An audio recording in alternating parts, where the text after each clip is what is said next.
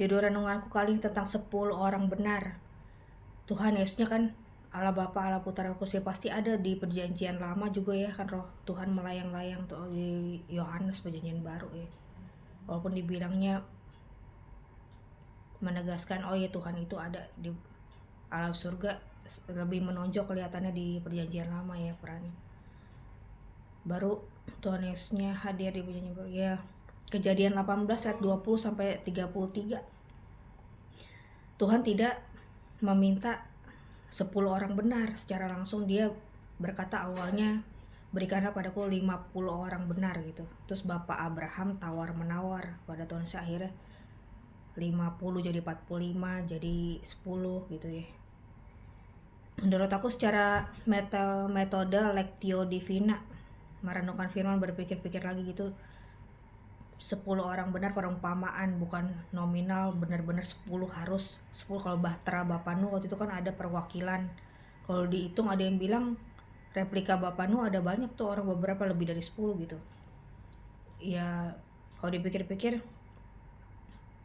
10 bukan 10% dari 100%. 10 orang benar itu bukan pasti nominal 10% atau 1% dari 100% itu. Kalau misalnya orang benar juga kan seperberapa di hadapan Tuhan orang baik, kan ada banyak juga ya.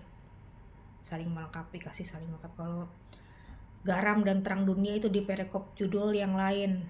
Katanya kalau garam keasinan, kebanyakan ke perbuatan baik, seolah-olah banyak banget yang baiknya itu kebanyakan gitu.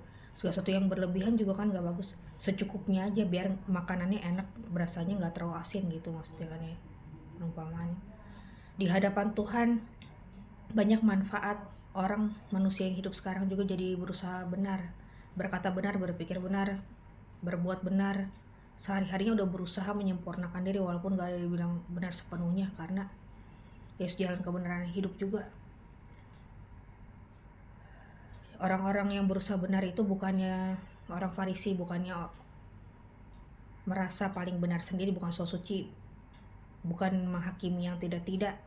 Jadi manfaat dari di hadapan Tuhan, manfaat orang benar itu mencegah bencana alam, bisa juga menunda akhir zaman kata satu mereka tepat pada waktunya, berusaha tepat pada waktunya, membawa kebaikan. Jadi Tuhan Yesusnya energinya bergabung dengan energi orang baik dan benarnya itu untuk mengusahakan kebaikan di dunia nyatanya. Karena kita waktu dilempar ke buminya kayak ini juga, waktu Lucifer dilempar ke bumi beserta dengan manusia Roro yang di mana-mana itu ya, jadinya Adam Hawa yang lama ya, maksudnya kita keturunan Adam Hawa yang lama. Jadi kita berusaha hidup benar karena pertaruhan baik dan benar di bumi ini gitu. Taat beribadah di hadapan Tuhan juga berusaha itu benar, menutupi kurang lebihnya kita di hari-hari yang lain. Kalau kita banyak berbuat dosa seberapa, karena dasar dari bagian poin penting gereja juga ada liturgia, yang ritual sakramen ekaristi, hadir di ritualnya itu ya. Tapi juga di sakramen ekaristi kan ada liturgi sabda, liturgi ekaristi itu ya. Kalau di kita bukan iman saja, bukan hanya iman, tapi di Katolik itu iman dan perbuatan. Jadi ada belas kasihan Tuhan juga yang menutupi kekurangan kita. Dari segi nominal atau ditimbang-timbang, sebenarnya kekurangan kita banyak sekali, negatif-negatif dosa-dosanya ya.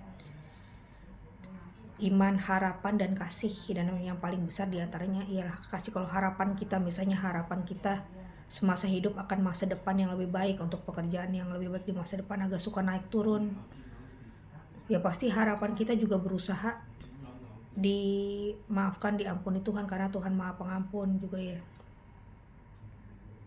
Kalau kita beberapa kali sering menyerah dari harapan masa depannya itu juga, mudah-mudahan masih bisa juga diampuni, karena kita berusaha bangkit lagi seperti kelinci Paskah, bangkit kelinci bangkit.